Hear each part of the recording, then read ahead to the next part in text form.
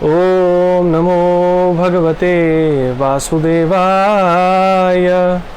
ओम नमो भगवते वासुदेवाय। ओम नमो भगवते वासुदेवाय। हरे कृष्णा। आप सभी का हार्दिक स्वागत है आज पुनः भगवद गीता स्वाध्याय में।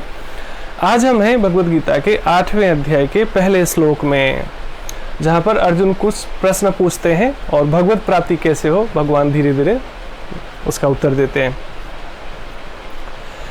अर्जुन उवाच किम तद ब्रह्म किमध्यात्मं किम कर्म पुरुषोत्तम अधिभूतं च किम प्रोक्तम अधिदैवं किमुच्यते। यदि आपके पास भी भगवद गीता है तो आप भी साथ में रख सकते हैं और इसे दोहरा सकते हैं। भारतीय होने के नाते ये बेसिक नॉलेज, संस्कृत का बहुत प्रकांड विद्वान होना तो आवश्यक नहीं है, लेकिन बेसिक नॉलेज तो होना ही चाहिए। हरे कृष्णा पूरनचंद्र प्रभु, गुरप्रीत, जय श्री कृष्णा, राजेश प्रभु प्रणाम, हरे कृष्णा। आप सभी का हार्दिक स्वागत है। आज हम हैं चैप्टर 8 वर्स 1, 8वें अध्याय का पहला श्लोक, भगवद गीता, श्रीमद् भगवद गीता।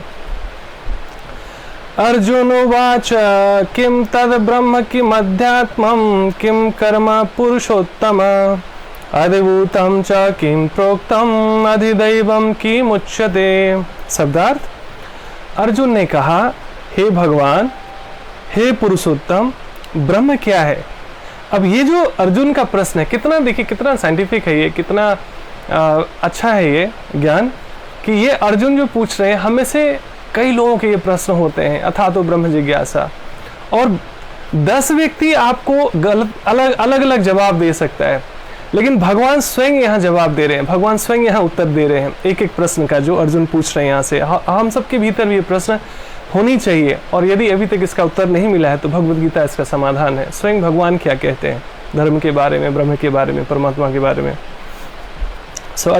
अर्जुन ने कहा, हे भगवान, हे पुरुषोत्तम, ब्रह्म क्या है, आत्मा क्या है, सकाम कर्म क्या है, यह भौतिक जगत क्या है तथा देवता क्या है, कृपा करके यह सब मुझे बताइए। है ना। प्रणाम प्रज्ञा जी, हार्दिक स्वागत है आपका। तो ये देखिए 8वां अध्याय कितना विशेष है कि हम में से हजारों लाखों जो धर्म जिज्ञासु हैं, जो धर्म के पथ पर हैं, जो योग के पथ पर हैं, उनके मन में ये प्रश्न घुमरता रहता है। कई बार पूरे जीवन ये प्रश्न रहता है और हम सही जगह तक पहुंच नहीं पाते। राधे राधे योगी अनिल प्रभु। तो यहाँ स्वयं भगवान की शरण लेनी चाहिए, भगवद गीता की शरण लेनी चाहिए, और हमें समझना चाहिए कि क्या क्या प्रश्न पूछ रहे हैं। ब्रह्म क्या है, आत्मा क्या है, सकाम कर्म क्या है, यह भौतिक जगत क्या है, देवता क्या है, कृपा करके यह सब मुझे बताइए। तात्पर्य समझ लेते हैं। तात्पर्य श्रील प्रभुपाद द्वारा, श्रील प्रभुपाद की जय। गुरुजनों को प्रार्थना। ओम अज्ञानतिमिरान्धस्य ज्ञानाञ्जनशलाकया चक्षुरोन्मिलितं येन तस्मै श्रीगुरुवे नमः। वाञ्छाकल्पतरुभ्यश्च कृपासिन्धुभ्य एव च पतितानां पावनेभ्यो वैष्णवेभ्यो नमो नमः। जय श्री कृष्ण चैतन्य प्रभु नित्यानंद, श्री अद्वैत गदाधर श्रीवासादि गौर भक्त वृंद। हरे कृष्णा कृष्ण कृष्णा हरे हरे, हरे राम राम राम हरे हरे। नमो विष्णुपदाय कृष्ण पृष्ठाय भूतले श्रीमते भक्ति वेदांत स्वामिनिति नामिने। नमस्ते सरस्वती देवी गौरवाणी प्रचारिणे निर्विशेष शून्यवादी पाश्चात्य देश तारिणे। हरे कृष्णा। आप सभी का पुनः स्वागत है। तात्पर्य में श्रील प्रभुपाद यहाँ कहते हैं, यह अध्याय, इस अध्याय में भगवान कृष्ण अर्जुन के द्वारा पूछे गए ब्रह्म क्या है आदि प्रश्नों का उत्तर देते हैं। भगवान कर्म, भक्ति तथा योग और शुद्ध भक्ति की भी व्याख्या करते हैं, है ना, कि कर्म क्या है, भक्ति क्या है, योग क्या है, शुद्ध भक्ति क्या है, ये भी भगवान बताएंगे 8वें श्लोक में। श्रीमद् भागवत में कहा गया है कि परम सत्य ब्रह्म, परमात्मा तथा भगवान के नाम से जाना जाता है। परम सत्य जो है, जो एब्सोल्यूट ट्रूथ जिसको कहते हैं, उसी सत्य की खोज ही अध्यात्म की यात्रा है। जितने भी हमारे योग हैं, ध्यान है, ज्ञान मार्ग है, योग मार्ग है ना, ध्यान मार्ग, कर्म मार्ग है, कर्म योग, ध्यान योग, ज्ञान योग या अष्टांग योग, जितने भी या राजयोग, उसका उद्देश्य ही है क्या? सत्य को जानना, परम सत्य को जानना। और परम सत्य का क्या क्या नाम है? ब्रह्म, परमात्मा तथा भगवान के नाम से जाना जाता है, जो एब्सोल्यूट ट्रूथ है। साथ ही जीवात्मा या जीव को ब्रह्म भी कहते हैं। जो हम सब लोग लिविंग एंटिटी है, जो भी जीवंत है वो जीवात्मा है, जिसमें चेतन आत्मा है वो जीवात्मा है। साथ ही जीवात्मा या जीव को ब्रह्म भी कहते हैं। अर्जुन आत्मा के विषय में भी पूछता है, जिससे शरीर, आत्मा तथा मन का बोध होता है। वैदिक कोश के अनुसार आत्मा का अर्थ मन, आत्मा, शरीर तथा इंद्रियां भी होता है। सो अलग अलग जगह एक ही शब्द का अलग अलग अर्थ निकलता है। अर्जुन ने परमेश्वर को पुरुषोत्तम या परम पुरुष कहकर संबोधित किया है, पुरुषों में उत्तम, जिसका अर्थ यह होता है कि वह ये सारे प्रश्न अपने एक मित्र से नहीं, अपितु परम पुरुष से, उन्हें परम प्रमाण मानकर, ऑथेंटिक सोर्स ऑफ इंफॉर्मेशन मानकर पूछ रहा था, जो निश्चित उत्तर दे सकते थे, है ना। तो ये जो है तात्पर्य है पहले श्लोक का, और आगे हम इसको एक एक दिन लेते रहेंगे। आज हम फिर क्वेश्चन आंसर सेशन लेंगे, जैसा हम कुछ दिनों से ले रहे थे प्रतिदिन प्रश्न उत्तर। तो गुरप्रीत, देखना कल आपने लास्ट में क्या प्रश्न पूछा था, मुझे ध्यान नहीं है। यदि आपको याद है तो फिर से एक बार टाइप करना। तो मैं भूल गया और टाइम नहीं था, इसलिए हम कल उसको आंसर नहीं कर पाए थे। तो today I can cover that. So आगे भगवान कहते हैं, ये फिर से और आगे श्लोकों, अगले श्लोकों को हम अगले दिन में लेंगे, बस एक ब्रीफ आइडिया हम ले रहे हैं। सो एक और प्रश्न फिर पूछते हैं दूसरे श्लोक में, 8वें अध्याय के दूसरे श्लोक में अर्जुन, हे मधुसूदन, यज्ञ का स्वामी कौन है और वह शरीर में कैसे रहता है, और मृत्यु के समय भक्ति में लगे रहने वाले आपको कैसे जान पाते हैं? ये सारे प्रश्न उठ रहे हैं अर्जुन के, और यहाँ हम सबके भीतर भी प्रश्न उठना चाहिए। प्रणाम पूनम जी। उसके बाद भगवान उत्तर देना शुरू करते हैं तीसरे श्लोक से। भगवान ने कहा, अविनाशी और दिव्य जीव ब्रह्म कहलाता है, और उसका नित्य स्वभाव अध्यात्म या आत्मा कहलाता है। जीवों के भौतिक शरीर से संबंधित गतिविधि कर्म या सकाम कर्म कहलाती है। इसको हम लोग आगे कवर करेंगे। हरे कृष्णा आस्था, स्वागत है आपका। तो आज चूंकि तात्पर्य बहुत छोटा सा है, तो हम या तो अगले श्लोक को ले सकते हैं। रीता जी, हरे कृष्णा, हार्दिक स्वागत है आपका। या फिर हम प्रश्न उत्तर रख सकते हैं, क्योंकि ना थोड़ा थोड़ा डाइजेस्ट करना है हमें, क्योंकि भगवत गीता बहुत गुह्य ज्ञान है वास्तव में। तो एक ही दिन में किताब की तरह नहीं पढ़ लेना चाहिए। कई हमारे मित्र हैं, कई हमारे जानकारी में हैं, कई सारे योगी मित्र हैं जो कहते हैं कि हम बहुत सालों से गीता पढ़ रहे थे, और एकदम हमने कई बार पढ़ लिया, इस तरफ से उस तरफ, और 18वां अध्याय हमने 700 श्लोक। आप सबको पता होना चाहिए कि भगवत गीता में 18 चैप्टर है, 18 अध्याय है, और उसमें लगभग 700 श्लोक है। तो इस तरह वो हर बार वो कह रहे थे कि हम हिंदी जैसे आप देखेंगे कि यहाँ पर यदि आप देख पाए, लाइट पता नहीं कैसे है, जैसे ऊपर में ना संस्कृत में लिखा हुआ है, उसके नीचे फिर उसके एक एक शब्द के अर्थ हैं, फिर उसके नीचे फिर हिंदी में मोटे मोटे अर्थ दिए गए हैं, और फिर कमेंट्री है। कमेंट्री मतलब जो सेल्फ रियलाइज सोल्स होते हैं, जो साधु ऐसे होते हैं जिन्होंने इस भगवत ज्ञान में जिया है। केवल ज्ञान देना, प्रवचन देना, उपदेश देना, किताबें लिख लेना इज वेरी सिंपल, कोई बड़ी बात नहीं है आज के डेट में। लेकिन सेल्फ रियलाइजेशन होना, उस ज्ञान में स्वयं जीना, जो हम कह रहे हैं, जो हम बोल रहे हैं, जो उपदेश हम दूसरों को दे रहे हैं, वो रियलाइजेशन खुद भी हो, उतना दृढ़ विश्वास स्वयं भी हो, वैसा ही व्यवहार हम स्वयं भी करते हो। ऐसे लोग जब बुक्स लिखते हो, कमेंट्री लिखते हो, प्रवचन करते हो, सत्संग करते हो, कोई संस्थान बनाते हो, सेवा करते हो, तो वो होता है बहुत आध्यात्मिक स्तर पर, ट्रांसेंडेंटल स्तर पर।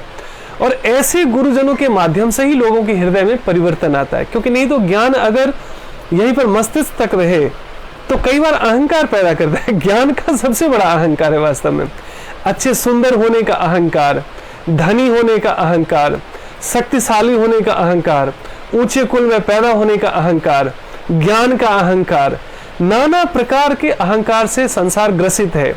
साधु ये भी कहते हैं, रुचिका हार्दिक स्वागत है, welcome you all after long time, Hare Krishna.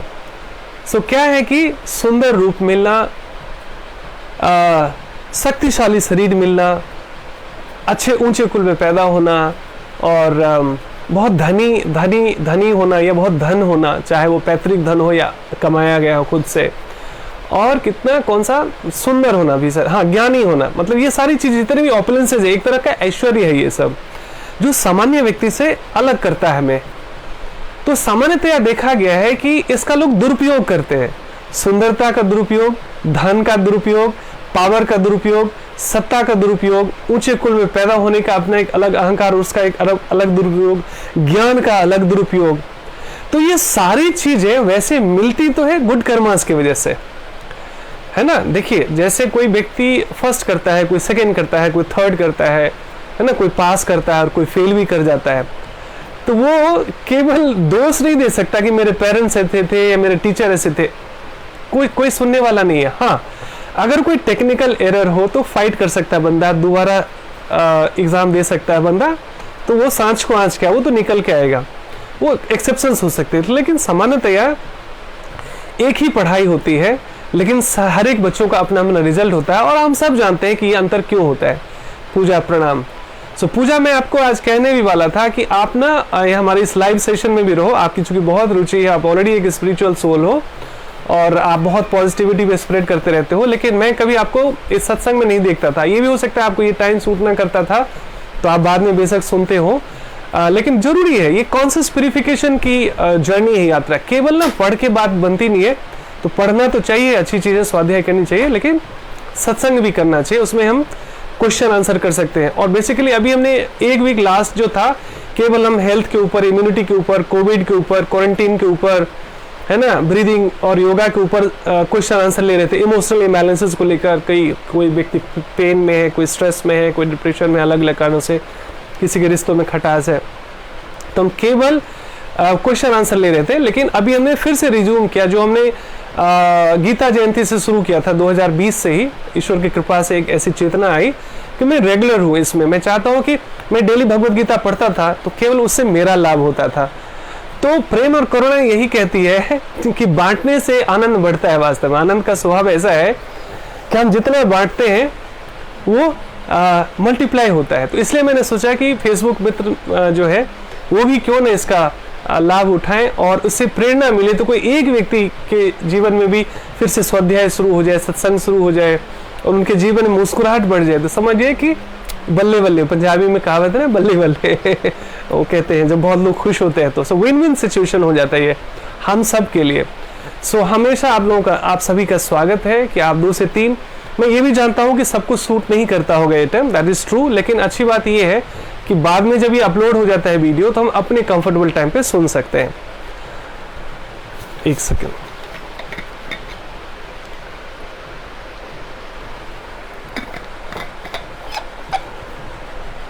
तो अभी जो ये टाइम है हमारा, ये आप क्वेश्चन आंसर ले सकते हैं हम बल्ले बल्ले। सो हम सबकी बल्ले बल्ले।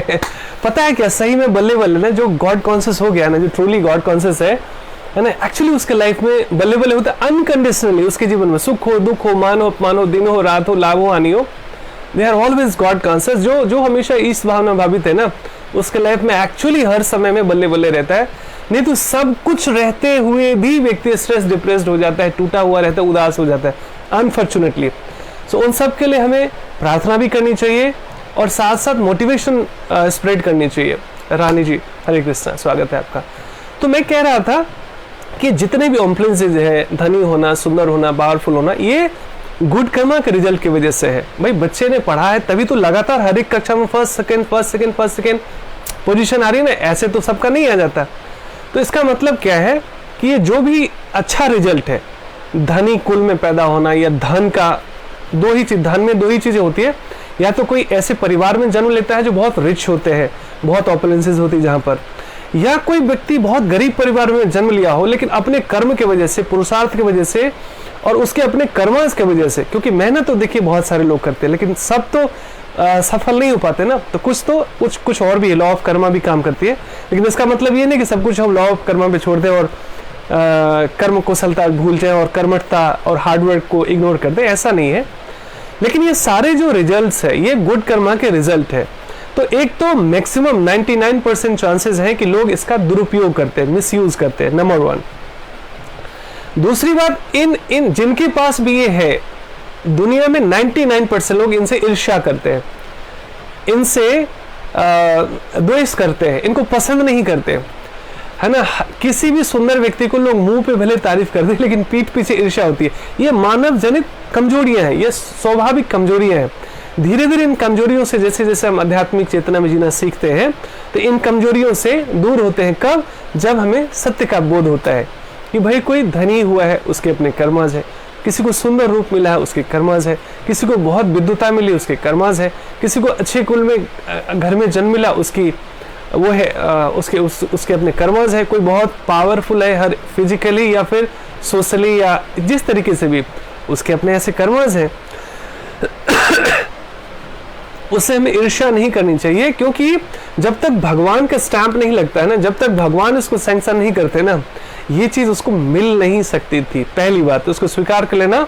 और ऐसे व्यक्ति से ईर्ष्या करने का मतलब है, द्वेष करने का मतलब है परमात्मा से ईर्ष्या और द्वेष करना, है ना। तो हमें इससे बचना चाहिए, स्वीकार करना चाहिए कि भाई हमें अपने कर्मों के हिसाब से मिला, उनको अपने कर्मों के हिसाब से मिला है, तो ये ईश्वरीय व्यवस्था है। तो हमें हर एक दूसरों के लिए भी शुभ भावना रखनी चाहिए। नहीं तो अक्सर आदमी अपने खुशी से कम या अपने दुख से कम दुखी होता है, दूसरों के सुख से ज्यादा दुखी हो जाता है इग्नोरेंस कारण। और तथाकथित अच्छे से अच्छे लोगों के जीवन में भी ये देखा गया है कि वो इनमें ईर्ष्या का भाव होता ही होता है। एक विद्वान व्यक्ति को दूसरे विद्वान व्यक्ति से ईर्ष्या, एक सुंदर व्यक्ति को दूसरे सुंदर व्यक्ति से ईर्ष्या, है ना। एक ज्ञानी को दूसरे ज्ञानी से ईर्ष्या, एक शक्तिशाली व्यक्ति को दूसरे शक्तिशाली से ईर्ष्या। तभी तो लड़ते रहते हैं ना, एक दूसरे को नीचा दिखाने के प्रयास में हर यत्न करते रहते हैं। कहने का मतलब क्या है कि एक तो ये गुड कर्मा से मिले हैं, इनसे हमें ईर्ष्या नहीं करनी है। और 99% चांसेस है कि लोग जिनको ये मिला है गुड कर्माज की वजह से, लेकिन ईश्वरीय चेतना में नहीं जी रहे हैं, आध्यात्मिक ज्ञान में नहीं जी रहे हैं, तो ये सारे लोग इसका दुरुपयोग करते हैं, पावर का, सत्ता का, पैसे का लोग दुरुपयोग करते हैं। तो इसमें कोई प्रॉब्लम नहीं है। प्रॉब्लम तब है जब इसका दुरुपयोग हो, और दुरुपयोग कब होता है? जब हम सत्य से परिचित नहीं होते। सत्य से परिचित कि हमारे गुड कर्माज की वजह से परमात्मा ने दिया है, तो हमें और भी अच्छे गुड कर्मास करने हैं कि जीवन में और भी कुछ अच्छा हो, इस जन्म में भी अगले जन्म में भी, है ना। और इसका ईश्वरीय ज्ञान में से जब परिचय हो जाता है इन सारी चीज़ों का, ऑपुलेंसेस का, तो वो दिव्य हो जाता है, ट्रांसेंडेंटल हो जाता है ना। तो भगवान की सेवा में ये सारी चीज़ें जब लगाने लगते हैं डायरेक्टली इनडायरेक्टली, तो भगवान के अहेतु की कृपा मिलती है और ये समझिए वरदान बन जाता है उनके लिए। नहीं तो सुंदर होना श्राप बन जाता है, बहुत धनी होना श्राप हो जाता है। लोग मतलब ऐसे बहुत सारे एग्जाम्पल है, खैर उसमें मैं डिटेल्स पे नहीं जाऊंगा, आज मैं क्वेश्चन आंसर लूंगा, नहीं तो इसी में टाइम बहुत चला जाता है। सो कहने का मतलब क्या है, जब जागो तभी सवेरा, ऐसे व्यक्ति से ईर्ष्या नहीं करना। और यदि आप में ये सारी चीजें हैं जो अभी हमने शेयर किया, तो उसको भगवान की सेवा में लगाना, ये युक्ति लगाना, चाहे काउंसलिंग लेना पड़े, प्रश्न पूछना पड़े, स्वाध्याय करना पड़े, साधना करनी पड़े, ये देखना कि ये जितने भी चीज़ हमारे पास है, प्लस पॉइंट है, पॉजिटिविटी है, उसको कैसे भगवान के प्रचार में लगाएं। प्रीति जी, हरे कृष्णा, ठाकुर प्रीति जी। और धर्म का प्रचार कैसे करें? धर्म का प्रचार क्या करना है? सत्य का बोध करना कि मैं कौन हूँ, भगवान कौन है, मेरा संबंध क्या है परमात्मा से। और जो लोग भूले भटके बच्चे हैं भगवान के, हम सभी भूले भटके बच्चे ही तो थे। भूले भटके का प्रमाण क्या है? तनाव में होना, स्ट्रेस में होना, डिप्रेशन में होना, नींद की समस्या होना। जय श्री कृष्ण, वीरेंद्र विक्रम प्रभु। ये जितने भी संसार में रहते हुए कोई तन दुखी, कोई मन दुखी, कोई धन दुखी, ये इग्नोरेंस के वजह से है। और इग्नोरेंस क्या है?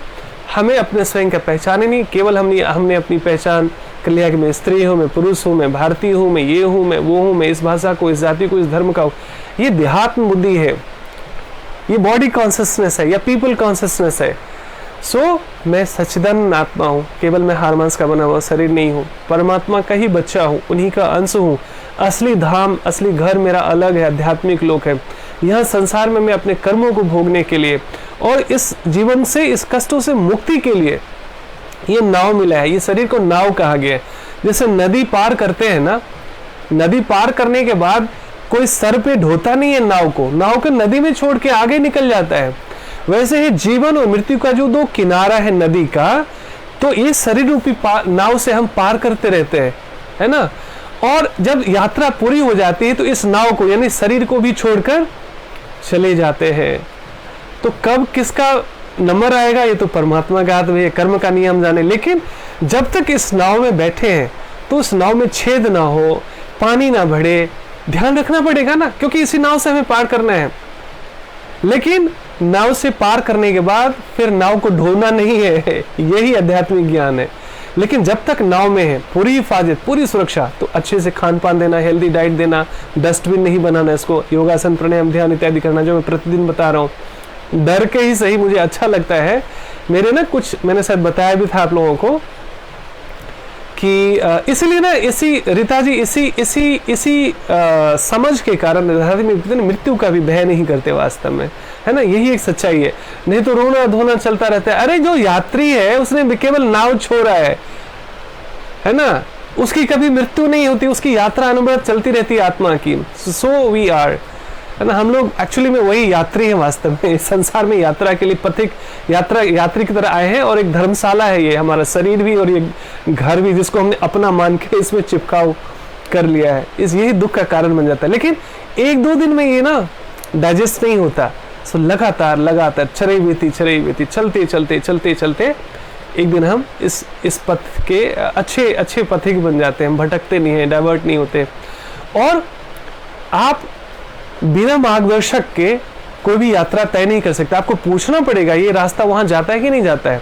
उसके लिए हमें साधु और शास्त्र की संगति करनी चाहिए कि साधु हमें बताते हैं और शास्त्र हमें बताते हैं कि हमारा रास्ता कहाँ है। इस यात्री को सही डेस्टिनेशन तक पहुंचाने के लिए साधु और शास्त्र मदद करते हैं, है ना। और मैं क्या कह रहा था, और कुछ छूट तो नहीं क्या एग्जाम्पल इसमें। अच्छा, मैं क्वेश्चन आंसर ले लेता हूँ तब तक।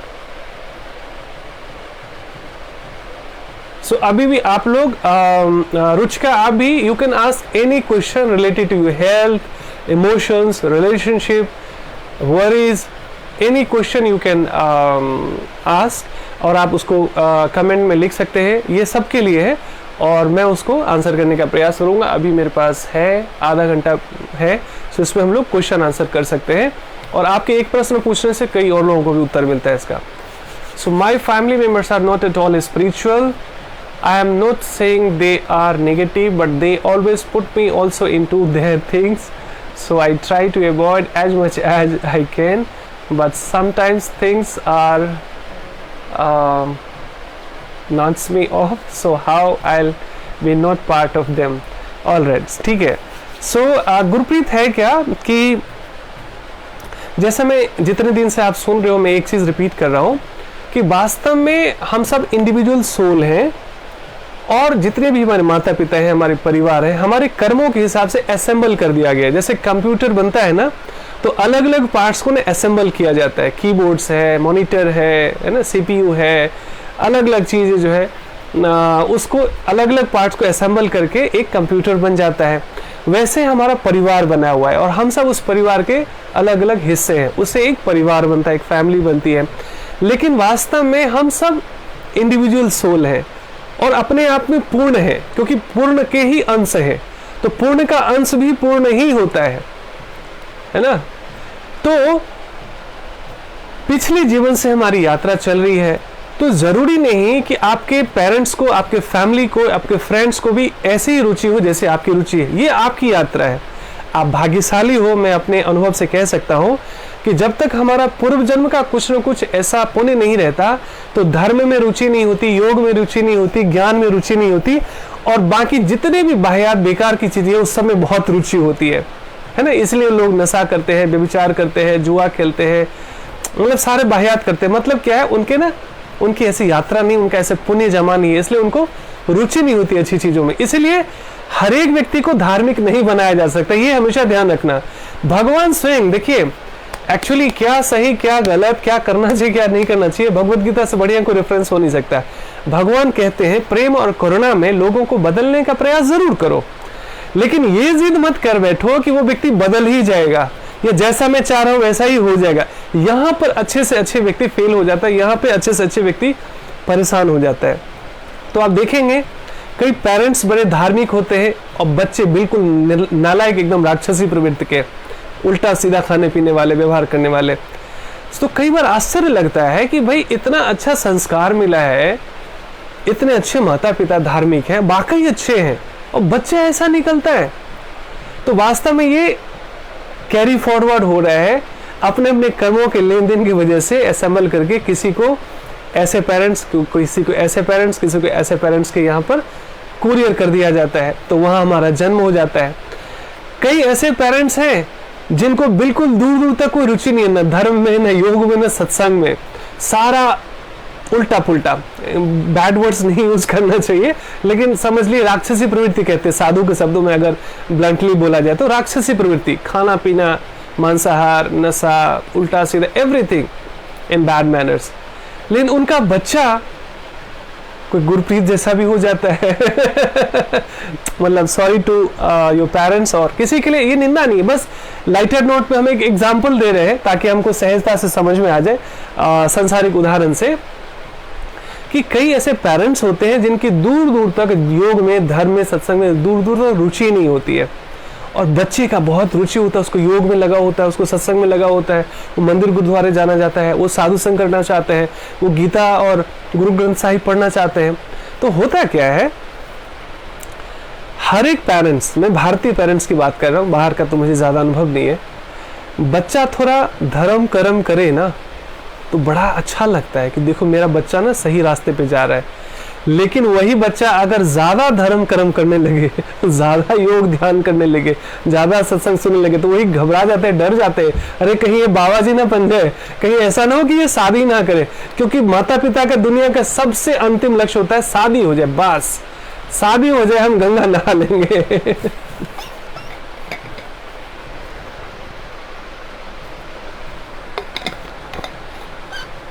ऐसे लगता है बस शादी हो जाए, है ना। कहने का मतलब शादी करना ही जीवन का एकमात्र लक्ष्य नहीं है। आध्यात्मिक यात्रा करना, ईश्वर की खोज करना, साधु संग करना, स्वाध्याय करना, इसके लिए जो भी मार्ग है, जो भी धर्म है, जो भी योग है, उसको अपनाना। और उसमें, इस यात्रा में बाधाएं भी बहुत होती है। पहले तो सबसे पहले अपनी बाधाएं होती है। जब मैं HSBC बैंक में मैनेजर का जॉब छोड़कर, अच्छा सिक्योर जॉब छोड़कर, रिजाइन करके जब मैंने योग चुना था, अध्यात्म चुना था, तो 99% मेरे जितने भी थे वो सब इसके खिलाफ थे कि ये क्या पागलपंती है। अच्छा, उसमें और क्या होता है कि अगर आप मैरिड नहीं हो तो ठीक है, थोड़ा पंगा ले सकते हो, आप रिस्क ले सकते हो, लेकिन आपके छोटे छोटे बच्चे हैं। मेरे ख्याल से उस समय मेरा बच्चा 4th या 5th या ऐसे 6th क्लास में था मेरे ख्याल से, 4 में, हाँ मेरी वाइफ कह रही 4th क्लास में था, है ना। वो बच्चे 4th कक्षा में थे, छोटे छोटे बच्चे हैं। फ्यूचर में मैं कैसे मैनेज करूंगा, मैं गृहस्थ जीवन में हूँ, वाइफ है, मेरे बच्चे हैं, फिर पेरेंट्स भी हैं, I was the only earning member of my family. तो सामान्य दृष्टि से देखा जाए, सांसारिक दृष्टि से देखा जाए तो ये पागलपंती था।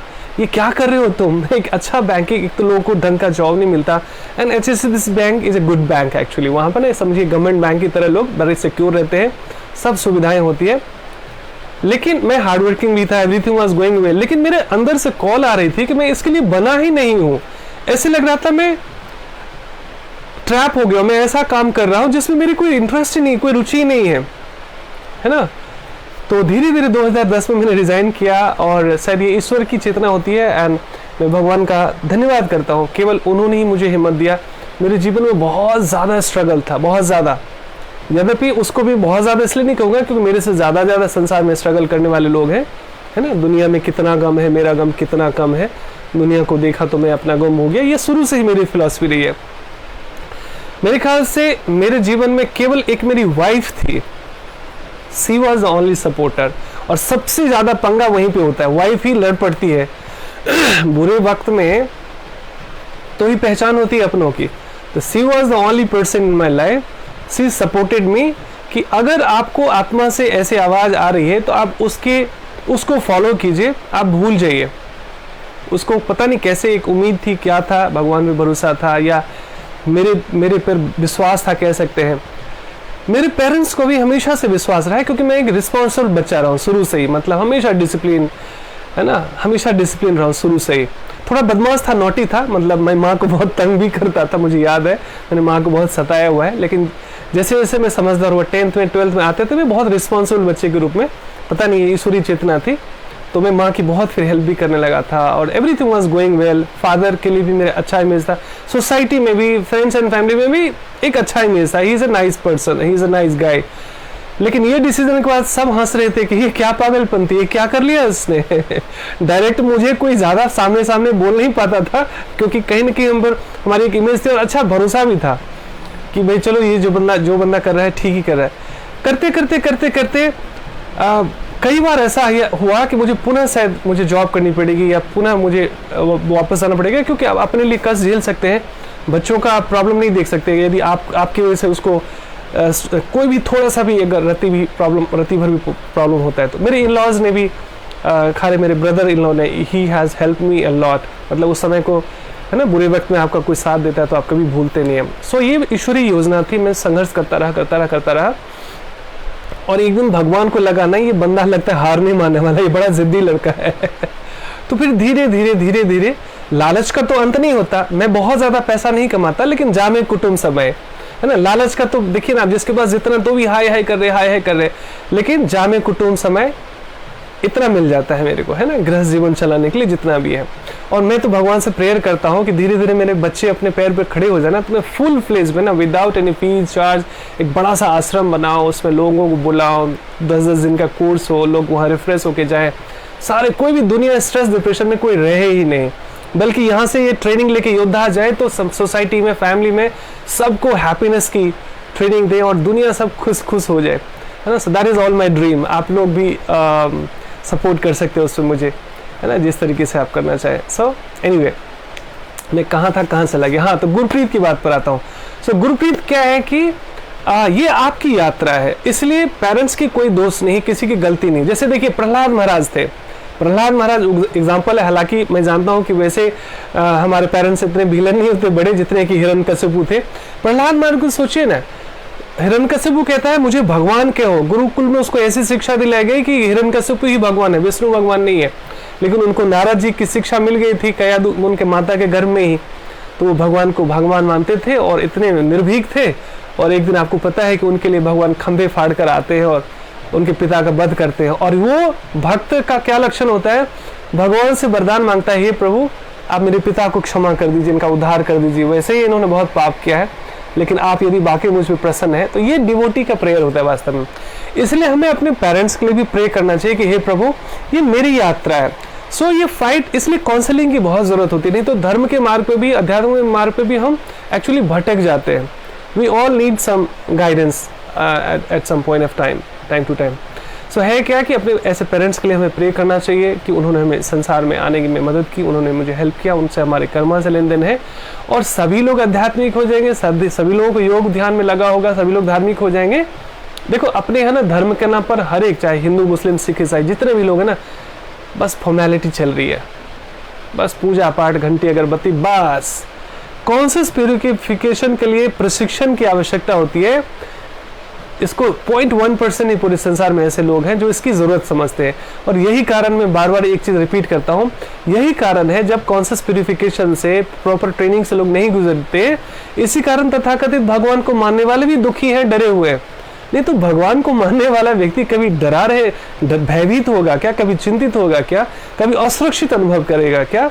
लेकिन दुनिया में सबसे ज्यादा डरे हुए कौन लोग हैं? तथाकथित अच्छे लोग, so called good people. Good people कौन? जो पीपल कॉन्शियस है। Throughout life they are struggling to impress people. पूरे जीवन केवल लोगों को प्रभावित करने के लिए संघर्ष करते हैं और इसलिए दुखी रहते हैं। और दूसरा व्यक्ति भगवान को मानता है पर भगवान की नहीं मानता, दूर दूर पर उसकी कोई रुचि नहीं है। अच्छा, मैं एक और बात बता रहा था कि कई लोग ना कहते हैं मैं 20-20 बार पढ़ चुका हूँ, लेकिन ये बुक की तरह, फॉर्मेलिटी की तरह, हाँ मैंने गीता पढ़ ली, हाँ गीता पढ़ ली, अंदर गया ही नहीं एक श्लोक भी। तो जो सेल्फ रियलाइज मास्टर्स होते हैं, मेंटर्स होते हैं, शिक्षा गुरु होते हैं, उनके गाइडेंस में जब आप पढ़ते हैं ना, और अगर उनमें भी प्योरिटी है, तो एक एक अध्याय ऐसे उतरता है जैसे लगता है अमृत पिघल के निकल रहा। नहीं तो यहीं तक, दिमाग तक जब तक रहता है ना, मस्तिष्क तक जब तक रहता है, तो ज्ञान का भी एक अलग अहंकार है। मैंने गीता पढ़ ली है, मैंने 18 बार गीता पढ़ ली है, समझ एक श्लोक भी भले ना आया हो तो ज्ञान का भी अलग अहंकार हो जाता है। धर्म पुण्य का भी अलग, सेवा का अहंकार अलग हो जाता है, नाना प्रकार के अहंकार। तो धीरे धीरे जब कॉन्शियस प्यूरिफिकेशन में हम ट्रेनिंग लेते लेते लेते आगे बढ़ते हैं, तो चेतना शुद्ध होती है, तो सबसे क्षमा, सबको क्षमा, न किसी के प्रति ग्रज रखते हैं। देखिए गुस्सा या ग्रज क्यों रखते हैं किसी के प्रति? क्योंकि हमें लगता है ना वो बदमाश है, वो चालाक है, वो गलत है। जब आप आध्यात्मिक हो जाते हैं तो आपको लगता है न वो चालाक है, न वो ज़्यादा ओवर स्मार्ट है, न वो गलत है, असल में वो इनोसेंट है, उसको पता ही नहीं है, इस प्रशिक्षण से गुजरा ही नहीं वो। तो जिसने आध्यात्मिक स्वाद चखा ही नहीं हो, तो अबोध बच्चे की तरह ना वो कुछ भी कर सकता है, कुछ भी बोल सकता है। लेकिन at the end of the day we are all individual souls, और हर एक व्यक्ति अपने कर्मों के संग यात्रा कर रहे हैं। तो कोई देखेंगे, कोई व्यक्ति राक्षसी प्रकृति का होता है, परिवार के लोगों को भी दुख देगा, समाज को भी दुखी करेगा। और कुछ लोग ऐसे होते हैं साधु प्रकृति के, वो परिवार को भी सुख देगा, आनंद देगा, समाज में भी आनंद और सकारात्मकता फैलाएगा, पॉजिटिविटी फैलाएगा, ईश्वरीय चेतना फैलाएगा। तो कोई भी गलत नहीं है, देवता और राक्षस का हमेशा कॉम्बिनेशन रहा है, और ये कोई बाहर नहीं, हमारे भीतर ही देवता भी है और राक्षस भी है। अगर राक्षसी प्रवृत्ति को ज्यादा सुना गया, देखा गया, तो हमारी कॉन्शियसनेस राक्षसों जैसी हो जाती है। फिर हम पाप करते हैं, व्यभिचार करते हैं, मांसाहार करते हैं, बुरे कर्म करते हैं, और कहते हैं फिर की फर्क पैदा, क्या ये धर्म और ना बेकार की चीजें है ये सब, है ना। वो जो क्या कहते हैं, वो कौन होते हैं, वो कम्युनिस्ट होता है, वो कहते हैं, कम्युनिस्ट का पता नहीं कौन था, लेनिन था ना, किसका डायलॉग था कि धर्म एक अफीम है है ना। तो धर्म को अफीम समझकर छोड़ देते हैं धर्म को, लेकिन नशा नहीं छोड़ते हैं, है ना, अफीम नहीं छोड़ते हैं। ये हास्यास्पद बात है। कहने का मतलब है पूरी दुनिया को अपने को बदलना नहीं है, उसमें उलझना नहीं है। किसी को बदलने का प्रयास तब तक, देखिए जब तक हमें अच्छे से तैरना नहीं आया ना, अगर हम किसी डूबते हुए व्यक्ति को बचाने भी चाहेंगे, तो कहावत है ना, हम तो डूबे सनम तुमको भी ले डूबेंगे, ये हाल हो जाती है। सो नेगेटिव एनर्जी ज्यादा होती है हमारे आसपास। तो आप थोड़ी सी भक्ति टिमटिमाती हुई नहीं, आप दूसरों को उपदेश देने लगे, दूसरों को ज्ञान देने लगे, दूसरों को मोटिवेट करने लगे, पता चला वो सारी नेगेटिविटी खींचकर आपकी भक्ति छुड़ा देती है, आपकी साधना सत्संग छुड़वा देती है, योग छुड़वा देती है, और फिर आप उनके संग हो लेते हैं। तो हमें सतर्क रहना है, प्रतिदिन अधिक से अधिक स्वाध्याय साधना सत्संग में कॉन्शियस प्यूरिफिकेशन करना है, and purity is the force. जैसे जैसे आप में प्योरिटी आएगी, तो आज मेरे परिवार के लोग, हमारे रिलेटिव, सब देर ऑल हैप्पी। हाँ, हालांकि उनकी एक्सपेक्टेशंस होगी कि मैं 10 प्लॉट खरीदूंगा और 10 बिल्डिंग खरीदूंगा और बड़ी बड़ी गाड़ियां होगी 4-5 मेरे पास, तो वो लोग तो हताश होंगे। लेकिन जितनी आवश्यकता है भगवान पूरा करते हैं। हाय कोई है नहीं सत्संग में। कोरोना काल में देख रहे हैं सब कुछ, मकान, दुकान, गाड़ी सब धड़ा का धड़ा रह गया। लोग उड़ जाते हैं, लोग चले जाते हैं, है ना। इसका मतलब ये नहीं कि हमें अर्न नहीं करना चाहिए, बिजनेस व्यापार जॉब नहीं करना चाहिए, खूब करना चाहिए अपने सामर्थ्य से, और जितना कर्म में वो मिलेगा भी मिलेगा। लेकिन जहाँ में कुटुंब समय, लालच को कोई अंत नहीं है। साधु कहते हैं ज्यादा अगर सफर में बोझ कैरी करोगे तो सफर बहुत दुभर हो जाता है, और कम से कम लगेज रहेगा ना तो बिंदास सफर करोगे। इसलिए जो लाइफ और डेथ का जो सफर है ना, आप देखिए जिनके पास जितना है, उनको नींद की समस्या, उनको मतलब नींद की गोली से भी नींद नहीं आ रही है, स्ट्रेस में जा रहे हैं, डिप्रेशन में जा रहे हैं, हमेशा डर रहता है बच्चे से, किसी न किसी से कि लॉस ना हो जाए, ये ना हो जाए, वो ना हो जाए, छिन ना जाए। और जिसके पास कम है ना, वो चैन की नींद सोता है कि कल की कल देखी जाएगी, सोते हैं ना, भगवान है ना देखने वाले, है ना। तो कहने का मतलब ये है कि जो अपने कर्मा से मिला है बिंदास रहना चाहिए, और हमारे आचरण से, आचरण ही प्रचार है, हमारा आचरण अच्छा होता जाता है। तो मैंने बताया आज everybody is happy in my life, चाहे जो भी हो, मेरे रिलेटिव्स है, मेरी वाइफ है, मेरे पेरेंट्स है, सबको लगता है इसने सुकून चुना, इसने बहुत पैसा नहीं चुना। आज मैं शायद बैंकिंग में होता या किसी और प्रोफेशन में होता तो शायद मैं और 2-4 और बिल्डिंगें बना लेता है, शायद 1-2 हमारे पास और गाड़ियाँ ज़्यादा हो जाती। आज मेरे पास एक ही कार है, शायद मेरे पास बड़ी बड़ी कारें हो जाती या बड़ी बड़ी बिल्डिंग हो जाती, लेकिन सुकून होती इसकी कोई गारंटी नहीं थी, है ना। तो हमने एक्चुअली बहुत सारी चीज़ें छोड़कर सुकून चुना और यही चीज़ें मैं फैला रहा हूँ, स्प्रेड कर रहा हूँ, है ना। तो यही है Gurpreet, that is my answer. So nobody is wrong. आप अपनी यात्रा रखो, हम सबको बदल नहीं सकते, ये हम सबकी इंडिविजुअल यात्रा है, हम सब अलग अलग इंडिविजुअल सोल है। कहने के लिए हमारे माता पिता हैं, ये हमारे फ्रेंड्स हैं, फैमिली है, अलग अलग लोग हैं, लेकिन वास्तव में हम सबकी अपनी यात्रा चल रही है, उसमें ये सारे लोग सहयोगी हैं, है ना, ये सारे सहयोगी है। तो इसलिए सब अपनी परमात्मा की व्यवस्था है ये। And I just check if there is any other question, so आप प्रश्न पूछ सकते हैं। They all are saying I am हाँ, वो तो होता ही है कि मैंने बताया ना, जैसे बच्चा अगर थोड़ा सा गुरुद्वारा जाए, थोड़ा सा गुरु ग्रंथ साहिब पढ़ ले, गीता पढ़ ले, पूजा पाठ कर ले, तो पीठ थपथपाते, अरे बच्चा मेरा बहुत अच्छा बच्चा, वेरी गुड वेरी गुड। लेकिन कुछ ज़्यादा ही गुरु की बात करने लगे, ज़्यादा ही भगवान परमात्मा की बात करने लगे, फिर लोग डर जाते हैं। तो ये उनका डर जो है ना, ये क्या कहते हैं, मेटेरियल कॉन्शियसनेस की वजह से, चेतना चूंकि शुद्ध नहीं है, आध्यात्मिक नहीं है, तो डरा हुआ व्यक्ति तो हर बात से डर जाता है तो आपके धर्म से, अध्यात्म से, इसलिए आप घबराना मत और ना ही उनके लिए बुरा सोचना।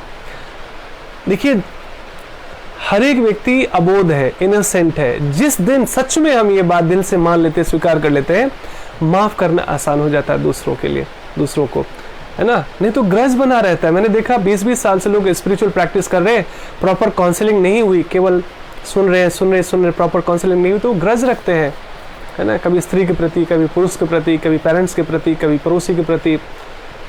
कोई बुरा है ही नहीं संसार में, सबको भगवान ने कठपुतली की तरह बनाया और वही नचा रहा है सबको, है ना। कोई आपके साथ, देखिए, उसकी मर्जी के बिना एक पत्ता नहीं हिलता। और एक चीज और बात, जीवन में जितने भी बुरे लोग हैं ना, सबसे ज्यादा धन्यवाद उन व्यक्ति को करना, क्योंकि आपके ये सबसे ज्यादा सुधारक का काम करते हैं संसार में।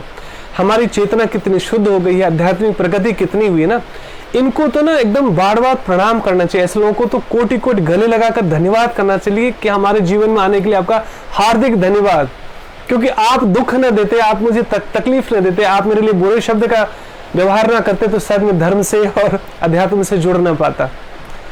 ये तो सहयोगी हैं, जितने भी बुरे लोग हैं ना, जो देखो पिक्चर विलेन जितना घटिया होता है ना, जितना बुरा होता है ना, उतनी तालियां बजती हीरो के लिए। सो हम सबके जीवन में नाना प्रकार के अच्छे लोग भी हैं, बुरे लोग भी हैं, किसी को बुरा नहीं समझना चाहिए। ये ड्रामा है, एक खेल है ये, है ना। इसमें हर एक व्यक्ति को भगवान ने हमारे आसपास शतरंज की गोटी की तरह बिठा रखा है ना, कि कोई सुख देगा, कोई दुख देगा, कोई मोटिवेट करेगा, कोई डिमोटिवेट करेगा, कोई दर्द देगा, कोई खुशी देगा, है ना। अब हमारे सामने भी जो आप बैठे हुए हैं ना आप लोग, ये भी हमारे कुछ पास्ट कर्मों के कनेक्शन है, कुछ लेन देन है, नहीं तो मैं ही क्यों ये जिस व्यक्ति से भी आपको सुख मिल रहा है, हैप्पीनेस मिल रहा है, ये ईश्वरीय ज्ञान से आप जुड़ रहे हो, उनका भी हमारा कुछ लेन देन रहता है। तो इस बात का उत्सव मनाना चाहिए ना। हमें ये काउंट योर ब्लेसिंग्स, हमें ये देखना चाहिए कि कौन कौन हमसे प्यार करता है, कौन कौन हमारा सम्मान करता है, कौन कौन हमारा केयर करता है। दिक्कत यही होती है कि इन सारी बातों को भुलाकर हम केवल उन्हीं को काउंट करते हैं। अच्छा, एक इंटरेस्टिंग बात बताता हूँ, चूंकि फेसबुक यूजर्स को ये चीज़ भली भांति रिलेट कर पाएंगे आप। हमें कितना भी लाइक्स मिल जाए, हम उसकी परवाह नहीं करते। हमारा ग्रज पता है कांट का रहता है, किस किस ने लाइक नहीं किया, कौन कौन मेरा पोस्ट लाइक नहीं करता है सो इज आवर लाइफ। इतने सारे लोग हमें लाइक करते हैं, उसको हम काउंट ही नहीं करते, और कौन कौन नहीं लाइक करता, हम पूरे जीवन उसी में थके पके रहते हैं। ये अज्ञानता है हमें। सो काउंट योर ब्लेसिंग्स, और ये सबके ऊपर लागू होता है ना। So that is the truth of life.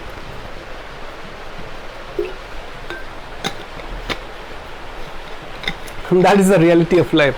So I wait for your questions. So I will walk alone in this path because I want to go into deep, so I will understand more Brahma soul. अच्छी बात है, अच्छी बात है। देखो इसीलिए ना मार्गदर्शन की ज़रूरत होती है, काउंसलिंग की ज़रूरत होती है। अध्यात्म के मार्ग पर भी अगर सही मार्गदर्शक नहीं मिले ना तो हम भटक जाते हैं, वास्तव में ना डिविएट हो जाते हैं। है क्या कि ये सच्चाई है कि हम सब अकेले हैं इस संसार में, हम इंडिविजुअल सोल हैं, अकेले आए थे, अकेले भी जाएंगे, ये भी कर भी सच्चाई है। लेकिन जिस दिन हमें समझ में आ जाता है कि भगवान ने ये सारा ताना बना बुना है, कैसे पेरेंट्स मिलेंगे, कैसे दोस्त मिलेंगे, कैसे पड़ोसी मिलेंगे, है ना, ये कैसा समाज मिलेगा, कैसे टीचर मिलेंगे, तो यदि हम उसको रिजेक्ट करते हैं, डिसलाइक करते हैं, इसका मतलब हम परमात्मा की व्यवस्था में छेड़छाड़ कर रहे हैं या परमात्मा की व्यवस्था को हम डिसलाइक कर रहे हैं। हमेशा सोचना चाहिए हमारी प्लानिंग से उसकी प्लानिंग बेहतर है। कभी भी जीवन में योजना बनाओ और वो अच्छा हो जाए तो ईश्वर को धन्यवाद, क्योंकि उसकी इच्छा थी तभी ये हो पाया ठीक से। नहीं हो पाई तो भी ईश्वर का धन्यवाद कि हे प्रभु शायद आप कुछ और इससे बेहतर चाह रहे होंगे। सो ये अकेले की यात्रा नहीं है, कहने के लिए तो हम सब अकेले ही हैं, सच बात है। We are all individual souls, अकेले आए थे अकेले जाएंगे संसार में, हम सब अकेले की यात्री हैं। जैसे ना नाव पार करके ना, जैसे मान लो कि आप, चूंकि मेरा नाव का एक्सपीरियंस रहा है, मुझे नाव पर बहुत मजा आता है। वृंदावन भी जाता हूँ तो मैं कई बार जमुना में नाव पे चढ़ा हूँ, इस बार कुंभ के मेले में चढ़ा था। और मैं बंगाल में गया था, मायापुर, इस्कॉन का एक इंटरनेशनल हेडक्वार्टर है, तो उसमें भी मैंने गंगा नदी पार किया था नाव से, तो मुझे बड़ा मजा आता है। तो मैंने एक चीज देखा कि नाव में भर जाते हैं लोग, और नदी पार करते ही सब आप ही के घर नहीं जाता या आप ही किसी के घर नहीं जाते, सब अपनी अपनी मंजिल तक पहुंच जाते हैं। तो ये जो जीवन की यात्रा है, समझ लो नाव के सवार हैं सब लोग, पेरेंट्स है, सोसाइटी है, टीचर्स है, फ्रेंड्स है, फैमिली है, ये ट्रेन के या नाव के यात्री हैं। अकेले आपको कोई ट्रेन में सफर करना पड़े तो आप घबरा के वापस आ जाओगे, अरे पूरी ट्रेन खाली है, कोई है ही नहीं। भले पूरी ट्रेन में किसी व्यक्ति से आपकी कोई दोस्ती नहीं है, कोई जान पहचान नहीं है, लेकिन आपको ये दिखता है कि भाई लोग भरे पड़े हैं, लोग हैं बैठे हुए और भी, तो यू आर फीलिंग सिक्योर्ड, है ना। नाव में भी आप बिल्कुल एक नाव खेने वाला, और पूरे नाव में जिसमें 100 लोगों के बैठने की कैपेसिटी, आपको अकेले पार करना पड़े तो थोड़ी देर के घबराओगे भी आप, लेकिन नाव में और भी सारे लोग हो और भी यात्री हो तो सफर अच्छा कटता है, अच्छा लगता है। और पार करते ही सब अपनी अपनी मंजिल, अपने अपने घर को जाते हैं, सब एक ही जगह नहीं जाता।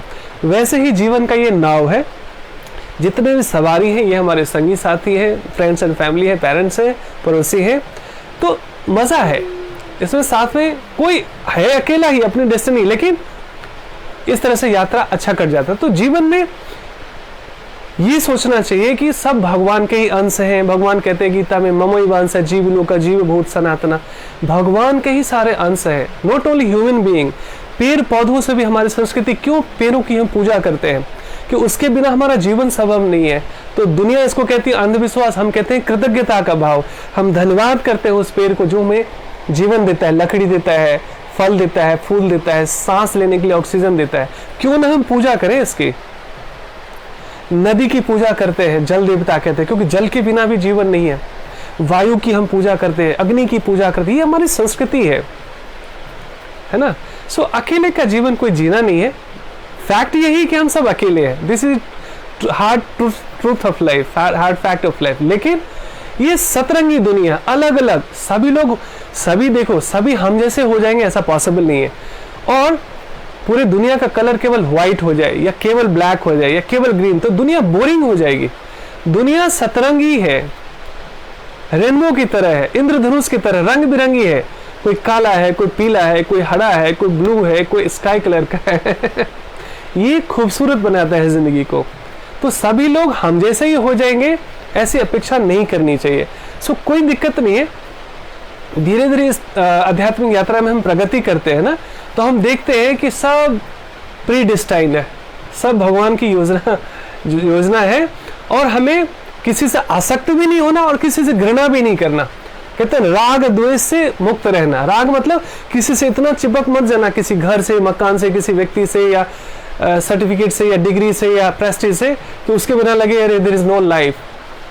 और किसी को इतना घृणा मत करना कि आपके जीवन में कितना कुछ उत्सव है, उसका उत्सव मनाने के बजाय आप केवल घृणा घृणा घृणा घृणा घृणा करते रहते, वो ठीक नहीं, वो ठीक नहीं, वो ठीक नहीं। राग द्वेष दुख का कारण है। अभी हम 2 दिन पहले जो 5 दुख के कारण बताए थे ना, उसमें राग और द्वेष भी है, ये दुख का कारण है। तो किसी को हेट नहीं करना, किसी से बहुत ज्यादा प्यार नहीं करना, अपना हृदय केवल परमात्मा को देना। ये हृदय अगर हमने संसार में किसी व्यक्ति को दिया तो उसकी कदर नहीं होती वास्तव में। लेकिन आप सच में भगवान से प्रेम कर लेते हैं तो भगवान हमारी रक्षा करते हैं।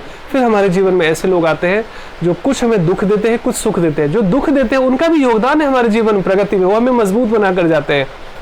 वो हमें सिखा देते हैं कि मेरे जैसा मत बनना। बुरे लोग भी गुरु तत्व है। बुरे लोग हमें ये सिखाते हैं मेरे जैसा मत बनना, नहीं तो जैसे मुझसे लोग हेट करते हैं तुमसे भी लोग हेट करेंगे। तो राम का भी उदाहरण है, रावण का भी उदाहरण है, कृष्ण का भी उदाहरण है, कंस का भी उदाहरण है। ये हमारा विवेक है, ये हमारा चॉइस है कि हम क्या किससे प्रेरित होते हैं। ठीक है ना। तो किसी से राग नहीं, किसी से द्वेष नहीं, किसी से बहुत ज्यादा चिपकना भी नहीं और किसी से घृणा भी नहीं करना। न्यूट्रल रहना। समत्वम योग उच्यते। मान में अपमान में, है ना, लाभ में हानि में, जीवन में मृत्यु में, दिन में रात में, सुख में दुख में, समत्वम योग उच्यते। तो जीवन बल्ले बल्ले हो जाता है, विन विन सिचुएशन हो जाता है हर एक जगह। और आध्यात्मिक व्यक्तित्व में स्ट्रांग हो जाता है। पहले मेरे साथ क्या था मुझे एकांत बहुत पसंद था, भीड़ भाड़ पसंद नहीं था। रात में भले ही धार्मिक प्रोग्राम क्यों ना हो, मुझे जगना पसंद नहीं था। लेकिन धीरे धीरे जब स्पिरिचुअली एडवांसमेंट आती गई, धीरे धीरे गुरु की कृपा से, परमात्मा की कृपा से, शुद्ध भक्तों की कृपा से, तो अब रात के भी फर्क नहीं पड़ता। मैं अकेले भी आनंदित रहता हूँ और भीड़ में भी आनंदित रहता हूँ, है ना। अकेलेपन और एकांत में जमीन आसमान का फर्क है। अकेलापन तो कमजोरी है कि मैं अकेला हूँ, दुनिया में मेरा कोई नहीं है। और एकांत क्या है, पूरा संसार ही मेरा है, वसुदैव कुटुंबकम। लेकिन मैं अभी अकेले में ध्यान अनुभव करता हूँ, मैं परमात्मा को अधिक से अधिक याद कर पाता हूँ। तो ये एकांत है जिसमें आप एनर्जेटिक फील करते हैं, रिचार्ज रिवाइव कर पाते हैं खुद अपनी एनर्जी को। और उसके बाद चाहे भीड़ हो या एकांत हो, की फर्क पैदा। हर जगह समत्वम योग उच्यते। हर जगह मस्त रहना, भीड़ को भी एंजॉय करना। अरे ये भीड़ नहीं है, ये सब भगवान के बच्चे हैं, ये मेरे सारे परिवार हैं। चाहे मैं उसको जानता भी ना हूं, यदि वो जीव है तो वो हमारा परिवार है। इसलिए अनकंडीशनल सर्विस एटीट्यूड निकलती फिर वहां से। नहीं तो लोग देखते हैं भाई मेरा व्यक्ति है, मैं उसी की हेल्प करूंगा। अनकंडीशनल जो सर्विस एटीट्यूड है कि वो इंसान है ना, मनुष्य है ना, जीव है ना। जरूरी नहीं कि मेरा रिश्तेदार हो या फ्रेंड्स हो या फैमिली हो, but I am ready to help because they are my actually divine family. ये सब हमारे दिव्य परिवार हैं क्योंकि सब भगवान के ही बनाए हुए हैं, सब भगवान के ही अंश हैं। सो इससे न राग न द्वेष, न हेट, न रिपल्सन, न टू मच अटैचमेंट। और ये तभी होता है जब जीवन के केंद्र में भगवान को रख लेते हैं ना, उनके ज्ञान से प्रशिक्षित हो जाते हैं। तो फिर बल्ले बल्ले हो जाती लाइफ और फिर लगता है कि फर्क पड़ना, क्या फर्क पड़ता है, कोई अच्छा है बुरा है, अपने को क्या लेना देना। उसके उसे कर्मज है, उसको ऐसे चुना गया है, उसको ऐसे भगवान ने नियुक्त किया है हमारे लिए। सो कुछ लोग सुख देते हैं, कुछ लोग दुख देते हैं और मस्त रहना चाहते हैं। You are already added in our group Gurpreet. So कुछ भी एक्टिविटीज होती है तो आई लेट यू नो, इसलिए मैंने ग्रुप में भी आपको इन्विटेशन भेजा था। You are already in, so I'll keep you updating. I'll be your assistant. किसको बोल रहे आस्था, गुरप्रीत को कि मेरे लिए? I'm not sure, so accordingly I will respond you. अच्छा वो रीता जी भी कह रही है मी टू अच्छा सब लोग सन्यासी बनने वाले हैं पता है क्या क्या है, देखिए एक सन्यासी भी है, भगवा ड्रेस धारण कर लिया, घर से भी चला गया। ज़्यादातर लोग तो दुखी परेशान होकर चले जाते हैं, लेकिन ईश्वर से प्रेम नहीं हुआ, ईश्वर के ज्ञान में प्रशिक्षित नहीं हुआ, तो वो साधु बनकर भी समाज में उत्पात पैदा करेगा, भ्रांतियां पैदा करेगा, अंधविश्वास फैलाएगा, अधर्म फैलाएगा। और ऐसा हो रहा है ना बहुत सारा।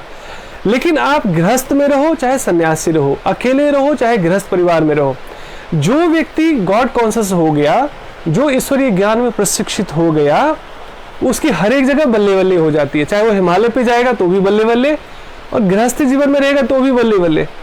सुकरात एक बहुत सुंदर बात कहते हैं, मुझे याद आ गई इस पर। कहते हैं कि यदि आपकी पत्नी बहुत प्रेम करने वाली मिल गई, ये पत्नी तो कहने के लिए एग्जांपल है, पति पति किसी पर भी लागू हो सकता है। तो वो कहते हैं अगर आपकी पत्नी बहुत प्रेम करने वाली है तो इससे बढ़िया बात ही क्या है, प्रेम से ऊंची तो कोई चीज होती ही नहीं है। और अगर पत्नी आपकी बहुत बदमाश है, और उनकी पत्नी सुकरात इतने विद्वान थे, इतने बड़े महान दार्शनिक थे, उनकी पत्नी लिटरली उनको डंडे से पीटती थी डेली। और वो कहते थे कि यदि पत्नी आपको ऐसी मिल गई मेरी जैसी, तो आप दार्शनिक बन जाएंगे आपको वैराग्य पैदा होगा और परमात्मा से प्रेम हो जाएगा। तो उसको धन्यवाद करना चाहिए, उसको ये नहीं करना चाहिए हाय मेरी किस्मत ऐसी खराब हो गई, कैसी भगवान कैसी बीवी दी। अरे धन्यवाद करो, ऐसी बीवी मिली तो तुम भगवान को याद कर रहे हो। सो दोनों ही हाथ में लड्डू, विन विन सिचुएशन। एक सेकेंड,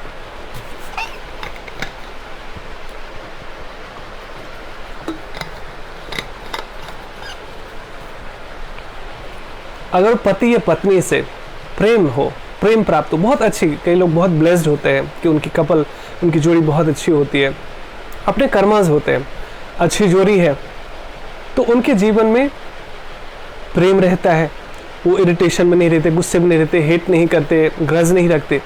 प्रेम से भरा हुआ व्यक्ति ही तो प्रेम फैला सकता है। तो वो खुशियाँ फैलाते हैं, मोटिवेशन फैलाते हैं, पॉजिटिविटी फैलाते हैं, है ना, ये करते हैं। और अगर किसी का पति या पत्नी बहुत खड़ूस निकला, विलेन टाइप निकला, बदमाश निकला, तो उसका धन्यवाद कि उसने हमें वैराग्य सिखाया कि जब तक संसार से चिपके रहते हैं ना, संसार हमें जब तक बहुत अच्छा लगता है ना, तब तक भगवान से कहाँ प्रेम होता है असली वाला। फिर तो फॉर्मेलिटी चलती रहती है, ओम जय जगदीश हरे, प्रभु सब कुछ है तेरा, क्या लागे मेरा, जय जगदीश हरे, केवल लिपसिंग कर रहे, हृदय से कहाँ निकल रही है वो बात। असली तो ये है, प्रभु सब कुछ है मेरा, क्या लागे तेरा, क्यों मैं करूं जगदीश हरे। कहने का मतलब क्या है, कुछ भी बुरा नहीं है, everything is all fine, perfect, all right. जो जहां है उसी में उत्सव ढूंढना, उसी में खुशियां ढूंढना। अक्सर पता है क्या होता है, दूसरे के हाथ की लड्डू बहुत अच्छी लगती है। जो शादीशुदा है, वो शादी, दिल्ली के लड्डू जो है ना, बहुत बढ़िया, एकदम परफेक्ट एग्जाम्पल है।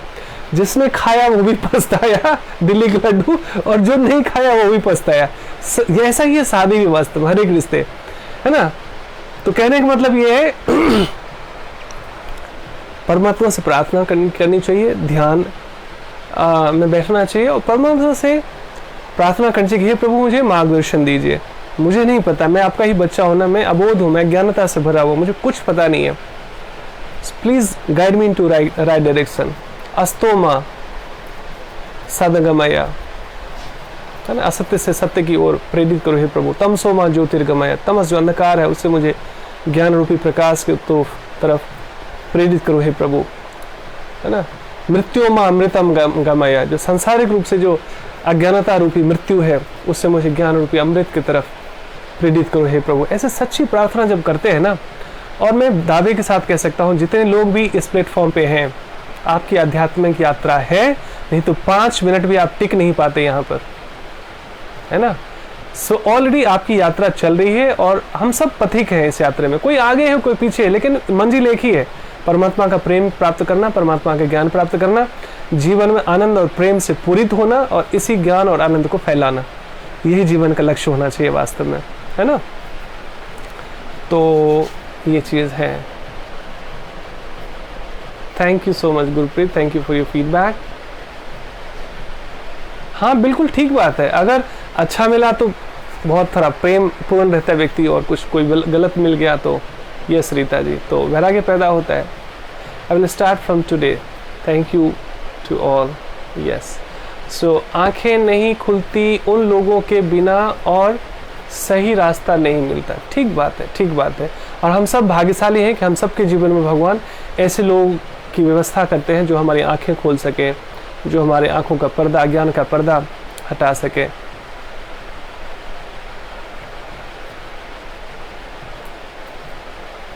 Correct correct, yes Pooja, you are right. So उन सब का धन्यवाद जिन सब ने हमें प्रेरित किया अच्छे जीवन के लिए। हाँ आश्रम के लिए ना, ठीक है, आश्रम खोलूंगा तो आप लोग फिर सब लोग आ जाना, मेरी तो बड़ी इच्छा है। दुनिया को पता है कि ऐसे प्रेम की बहुत आवश्यकता है कि एक एक्चुअली ना मार्गदर्शन के अभाव में, ज्ञान के अभाव में, प्रशिक्षण के अभाव में लोग भटक जाते हैं वास्तव में, है ना। कई बार ठीक ठीक पता नहीं होता तो हम अज्ञानता में दुख पाते हैं। धन्यवाद, प्रणाम संजय प्रभु, हरे कृष्णा, हार्दिक स्वागत है आपका। सो प्रभु जी आप लेट आए, लेकिन कहते हैं ना देर आए दुरुस्त आए, लेकिन अब हम एक्चुअली विदा लेने वाले हैं क्योंकि हमारा 1 घंटा पूरा हो गया है और अभी कोई क्वेश्चंस भी नहीं है। सो हम लोग फिर मिलेंगे कल।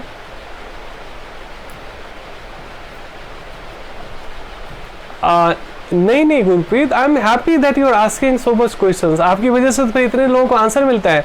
कई लोग बहुत शर्माते हैं, संकोच करते हैं, कैसे पूछूं। आई एम हैप्पी, और मैं पूरी यहाँ से मैं प्रेयर एनर्जी, हीलिंग एनर्जी आप लोगों के लिए भेजता रहता हूँ कि आपके जितने ओवरऑल वेलबींग के लिए, मेंटल, इमोशनल, फाइनेंशियल, कुछ भी आपके लाइफ में स्ट्रगल चल रहा हो, सो यहाँ से भगवान की ऊर्जा, भगवान की प्रेयर्स में आप लोग और आपके पूरे परिवार के ऊपर मैं भेजता रहता हूँ कि भगवान सबका कल्याण करे और जो भी आपकी पॉजिटिव डिज़ायर है वो भगवान उसकी रक्षा करे, है ना। So thank you Pooja, thank you Aastha, thank you all. आप सभी का हार्दिक स्वागत है। कभी कभी मैं कई बार स्क्रीन पे आपका नाम डिस्प्ले नहीं हो पाता है उस समय में, तो मैं आपका नाम नहीं लेता हूँ। तो आप सब लोग मेरे हृदय में हैं और आप सब भगवान के हृदय में हैं। तो ऐसे ही हम एक दूसरे के लिए पथिक बने। और ये सारी यात्रा ये है कि जैसे देखिए, मुझे भी किसी ने उंगली पकड़ कर चलना सिखाया, है ना। तो अब हमारी बारी है कि हम ही किसी को उंगली पकड़ कर चलना सिखाएं, जिस तरीके से हम कर सके, जिस लेवल पे कर सकें। और यही जीवन का लक्ष्य होना चाहिए। या श्योर, सी यू टुमारो। हरे कृष्णा। आप सभी का हार्दिक स्वागत एक बार फिर से। फिर भी कोई प्रश्न या जिज्ञासा रह गई हो तो आप अभी भी इसे कमेंट बॉक्स में लिख सकते हैं और फिर मैं नेक्स्ट सेशन में ले सकता हूँ। अगर मैं आपका आज क्वेश्चन आपने कुछ टाइप किया, लिखा, और मैं नेक्स्ट डे अगर मेरे दिमाग से मिस हो गया कि आपने क्या पूछा था, तो आप दोबारा से क्वेश्चन पूछिए and I will happy to answer my experiences. I will have to share my experiences and answer your questions. Thank you so much.